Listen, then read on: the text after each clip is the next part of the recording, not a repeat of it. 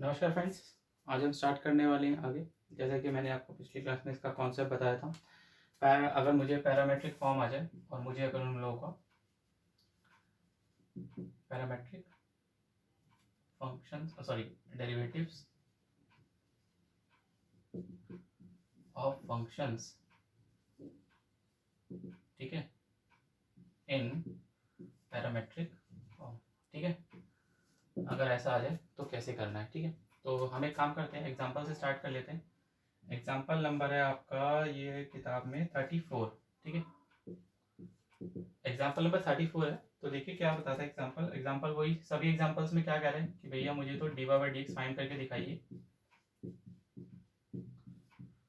ठीक है, जैसे कि उन्होंने लिखा हुआ है एक्स इज इक्वल टू में ए कॉस थीटा, फिर आपका वाई इज इक्वल टू में ए साइन थीटा। ये आपका क्वेश्चन दे रखा है। ठीक है, तो मैं एक काम करता हूँ, मुझे क्वेश्चन दे रखा है तो ये लो d x by D theta, ये तो constant as it is, cos theta क्या हो जाएगा माइनस का साइन थीटा हो जाएगा, y का हो जाएगा D Y by D theta, A as it is, sine theta का क्या हो जाएगा कॉस थीटा हो जाएगा।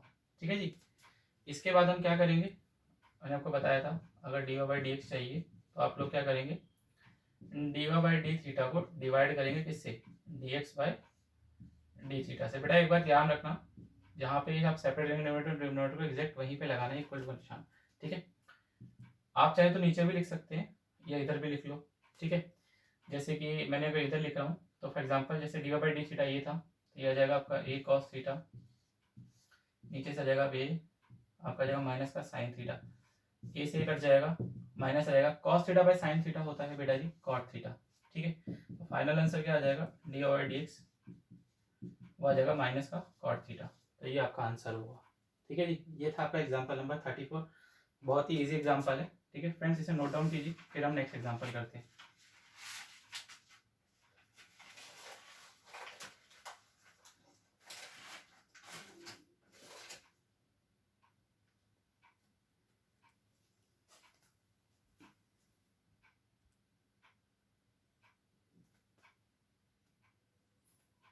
चलिए फ्रेंड्स, इसे मिटा देते हैं, नेक्स्ट करते हैं।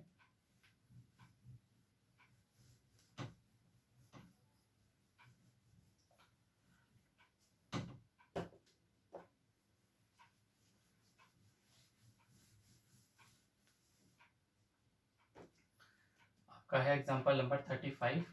ठीक है, देखिए उसमें भी वही D Y by D X निकालना है। आपको दे रखा है एक्स इज इक्वल टू में ए टी स्क्वायर, ठीक है, comma Y is equal to में दे रखा है आपका 2a t।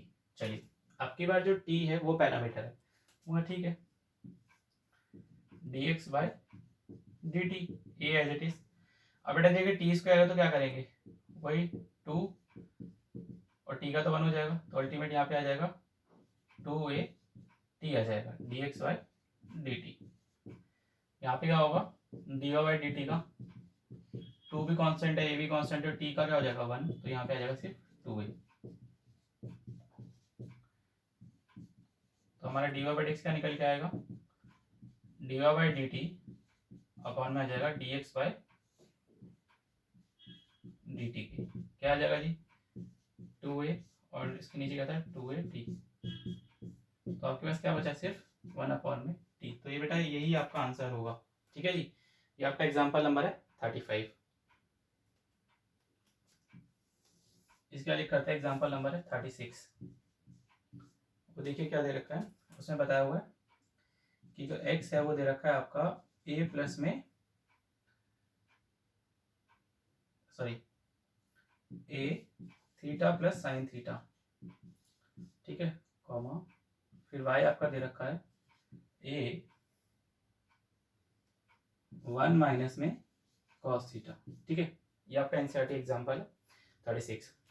तो कुछ नहीं, डेरिवेटिव कर देंगे, क्या हो जाएगा D x by D theta, A as it is आ जाएगा बेटा जी। अब देखिए थीटा का 1 हो जाएगा, साइन थीटा का कॉस थीटा आ जाएगा। ठीक है जी, यहाँ पे अगर करेंगे तो D Y by D theta A as it is 1 का कॉन्स्टेंट यानी कि 0 माइनस कॉस थीटा का क्या होता है, कॉस थीटा का बेटा होता है माइनस का साइन थीटा। तो यहाँ से बेटा जी आपके पास बचेगा ए साइन थीटा, क्योंकि माइनस माइनस पॉजिटिव हो जाएगा, ठीक है। और यहाँ से आपके पास क्या बचा है, ए 1 प्लस में कॉस थीटा, ठीक है जी। अब इसके बाद अगर मुझे करना है तो मैं काम करता हूँ, ऊपर वाला रब कर देता हूँ, फिर आपको समझाते हैं आगे।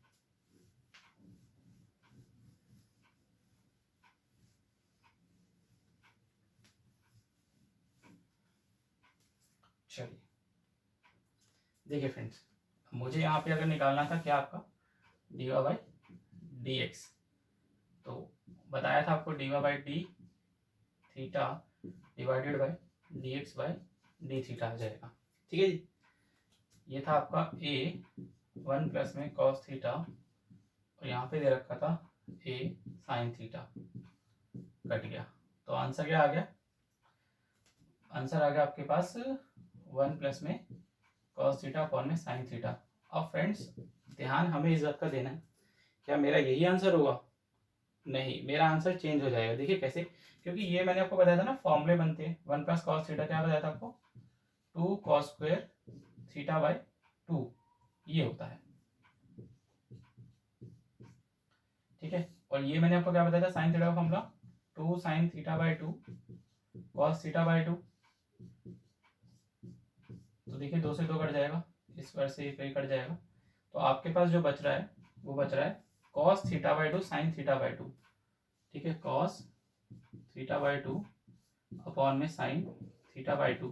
तो बेटा जी आपका जो आंसर आएगा वो आएगा कॉट थीटा बाई 2। तो जो इसका आंसर निकल के आएगा वो एक्चुअल में कॉट थीटा बाई 2 निकल के आएगा।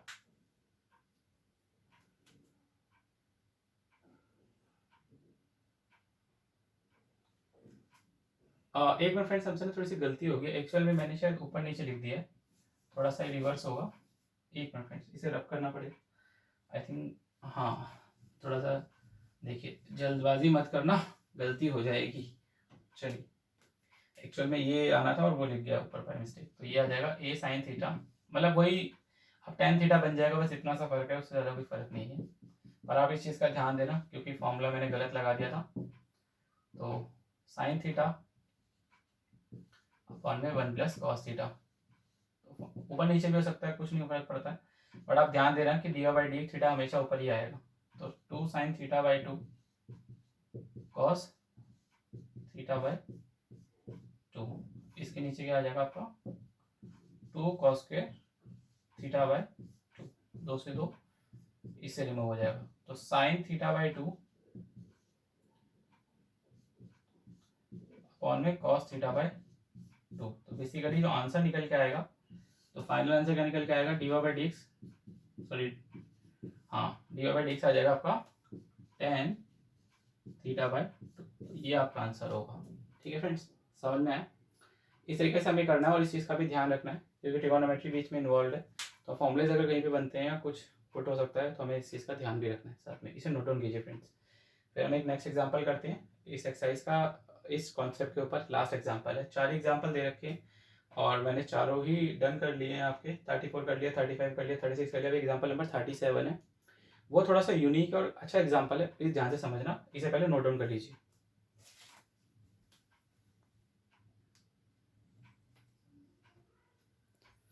चलिए फ्रेंड्स अपने लास्ट एग्जाम्पल पे जाते हैं, जो कि एग्जाम्पल नंबर 37, बड़ा ही इंपॉर्टेंट एग्जाम्पल है। इंपॉर्टेंट इसलिए क्योंकि देखिए इसमें खास बात क्या है, वही क्वेश्चन लिखा हुआ है आपका, find D Y by D X X की पावर 2/3 प्लस वाई की पावर 2/3 इज इक्वल टू में ए की पावर 2/3। कमाल की बात क्या है बेटा जी, इसमें देखिए इक्वेशन तो लिख दी है, ठीक है।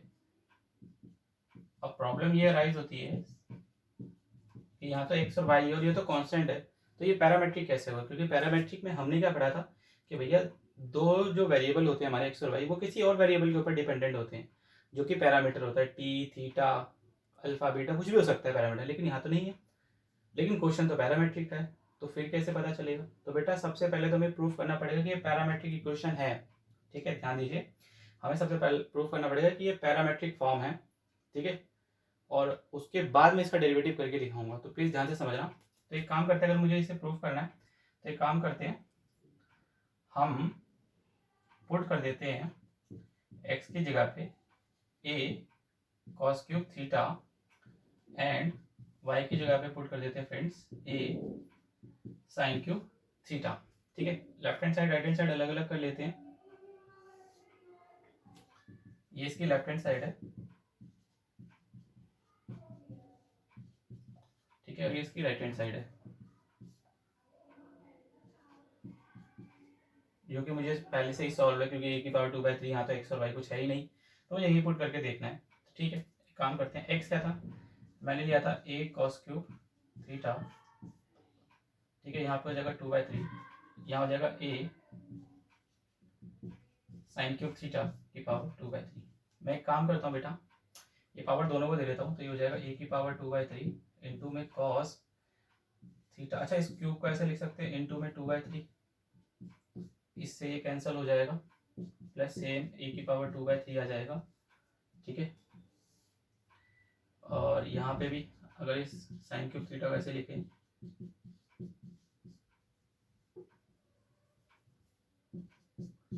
ठीक है जी, जैसे मैंने यहाँ पे भी करके दिखाता था, थोड़ा सा खुला खुला। ठीक है, तो यहाँ से बचेगा ए की पावर 2/3 और यहाँ से बचेगा कॉस स्क्वायर थीटा प्लस ए की पावर 2/3 और यहाँ से बचेगा साइन स्क्वायर थीटा। बेटा दोनों में कॉमन ए की पावर 2/3, अंदर बचेगा cos square theta plus sine square theta, तो यहाँ से बचेगा ए की पावर 2/3 इंटू में 1। ये आइडेंटिटी है, आपने 10th क्लास में पढ़ी थी कि sine square theta plus cos square theta 1 होता है। तो भैया ये बन गया ए की पावर 2/3, यानी कि लेफ्ट हैंड साइड बराबर आ गई राइट हैंड साइड के। तो मैं ये कह सकता हूँ कि भाई ये जो है एक्सेल में पैरामेट्रिक इक्वेशन की फॉर्म है। ठीक है, ये पैरामेट्रिक इक्वेशन है, मतलब मैं ये कहूँगा। तो नेट रिजल्ट में ये बता सकता हूँ, काम करते हैं, अब इसे नोट डाउन कीजिए फिर बताते हैं।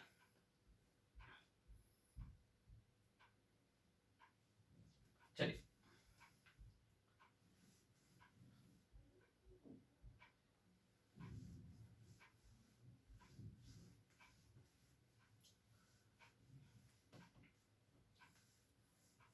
यहाँ मैंने प्रूफ कर दिया कि left hand side equal to right hand side तो होगी।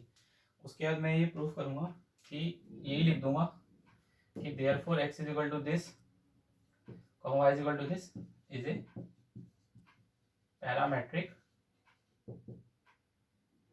इक्वेशन। मैंने कहा ये मैंने लिख दिया कि ये पैरामेट्रिक इक्वेशन है। ठीक है, ऑफ x की पावर 2/3 प्लस y की power 2/3 is equal to a/2 a की पावर 2/3। ठीक है जी, इतना करने के बाद एक्चुअल में अब मुझे करना क्या है, मैंने कहा ये तो प्रूव हुआ कि पैरामेट्रिक है, तो मैंने कहा भैया यानी कि मुझे सॉल्व कैसे करना है, मैंने कहा मुझे इन दोनों को सॉल्व करना है। तो मैंने कहा ठीक है, x इज इक्वल टू क्या दे रखा था, a कॉस क्यूब थीटा, यहाँ दे रखा था y इज इक्वल टू में a साइन क्यूब थीटा। ठीक है जी, तो यहाँ से हम एक काम करते हैं, आपका x क्या होगा, dx बाय डी थीटा ए। अब देखो बेटा यहाँ पे पावर आ गई है, तो मैंने आपको समझाया था ना, अगर कभी भी ऐसे आ जाए तो आपको क्या करना है, आपको एक काम कीजिए, इसको चेंज कर लेते हैं, इस 3 को ऐसे लिख लेते हैं, सेम यहाँ पे भी ये चीज़ कर लेते हैं। ध्यान रखना बेटा जी, 3 आगे आ जाएगा, 1 कम हो जाएगा, 3 - 1। उसके बाद कॉस थीटा का क्या होता है, माइनस का साइन थीटा। ठीक है, अच्छा हम तो विद रिस्पेक्ट टू थीटा ही कर रहे हैं, तो मुझे ये नहीं कि मैं आगे डी थीटा बाई वो लिख दूं, क्योंकि मैं तो थीटा के रिस्पेक्ट में कर रहा हूँ, तो यहीं तक करना पड़ेगा। ठीक है जी, अगर एक्स के रिस्पेक्ट में करते और थीटा अलग वेरिएबल दे रखा था तो एक आगे स्टेप लिखना पड़ता, फिलहाल यहीं पे छोड़ देंगे। Same D by D theta ए 3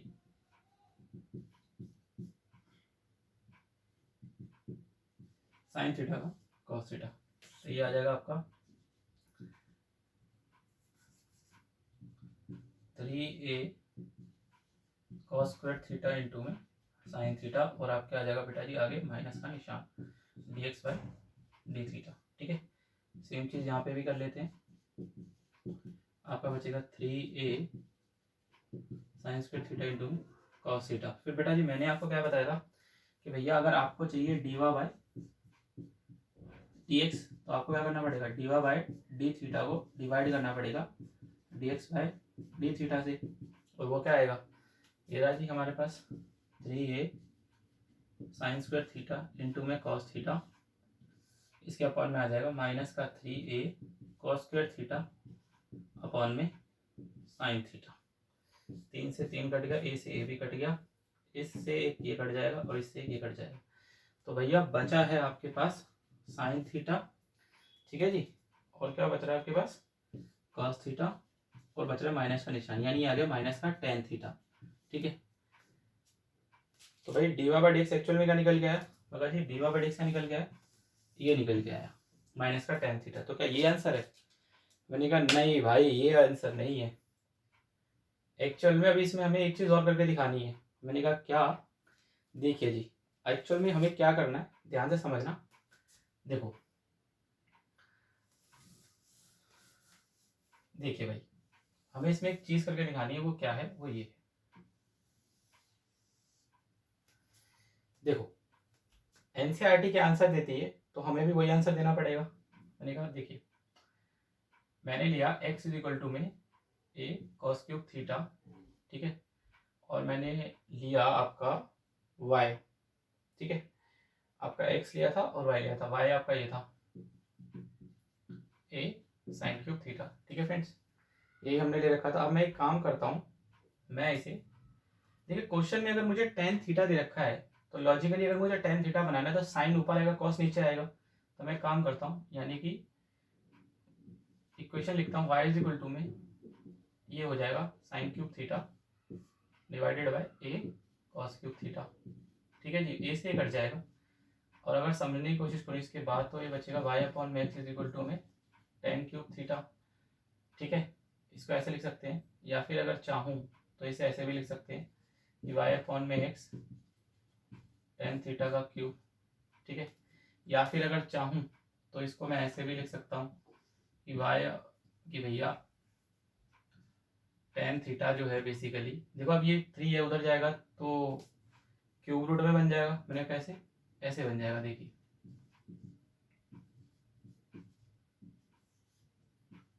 भाई जब स्क्वायर होता है तो स्क्वायर रूट, और अगर क्यूब है तो क्यूब रूट। तो ये टेन थीटा की एक्चुअल में मेरे पास क्या निकल के आई, वैल्यू निकल के आ गई, ये मेरे पास वैल्यू निकल गई टेन थीटा की, ठीक है। तो एक्चुअल में आंसर क्या निकल लिखना पड़ेगा, तो आंसर भी बेटा जी ये आएगा माइनस का, देखिए वापस मैं यहाँ आ जाता हूँ, ठीक है, तो मैं दोबारा से इस चीज़ का इस्तेमाल करता हूँ, यहाँ पे वापस आ जाऊंगा, तो आंसर आएगा माइनस का 3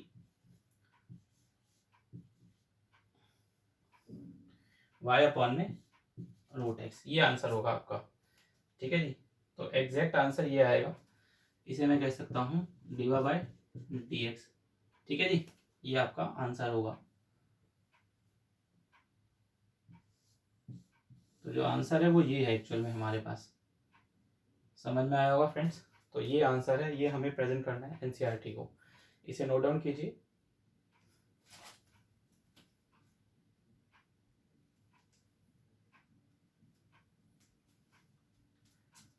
अच्छा फ्रेंड्स, आप सोच रहे होंगे कि भाई इतनी लंबी रामायण क्यों लिख दी, कहानी तो कुछ समझ में आई नहीं। क्योंकि बेटा देखिए एक्चुअल में जो एनसीईआरटी हमें आंसर कर रही थी वो इसी तरीके से प्रिस्क्राइब कर रही थी, तो हमें यही आंसर देना पड़ेगा। अगर एनसीईआरटी में माइनस टेन थीटा तो हम यही छोड़ देते, लेकिन एनसीईआरटी ने ये आंसर दिया है तो वो सोच के दिया होगा ना, क्योंकि इक्वेशन एक्स वाई की फॉर्म में दे रखी थी, इसलिए आंसर भी मुझे इसी हिसाब से देना पड़ा, नहीं तो मैं माइनस टेन थीटा करके भी छोड़ सकता था। तो आपको समझ में आया होगा ये सारी चीज़ कि ये कैसे सॉल्व हुआ, ठीक है फ्रेंड्स। यहाँ पे हमारे एग्जाम्पल्स कंप्लीट हो गए, अब हमारी रह गई है एक्सरसाइज 5.6। तो एक काम करेंगे, हम नेक्स्ट क्लास में 5.6 एक्सरसाइज करेंगे। तो फिलहाल अभी हम ये क्लास कंप्लीट करते हैं। यहाँ पे आपने कॉन्सेप्ट कर लिया है, एग्जाम्पल सारे कर लिए पैरामेट्रिक से रिलेटेड। अब हम इसके कुछ क्वेश्चंस हैं वो क्वेश्चंस करेंगे, अराउंड 10 या 12 क्वेश्चंस हैं, जो भी है पर्टिकुलर वो सारे हम कंप्लीट कर लेंगे, ठीक है फ्रेंड्स। यहाँ पे हमारी क्लास कंप्लीट होती है। अब इसे अच्छे से समझिए, कुछ ना समझना है तो मुझे फ़ोन कर लेना, नंबर आप लोगों के पास आई। Thank you friends.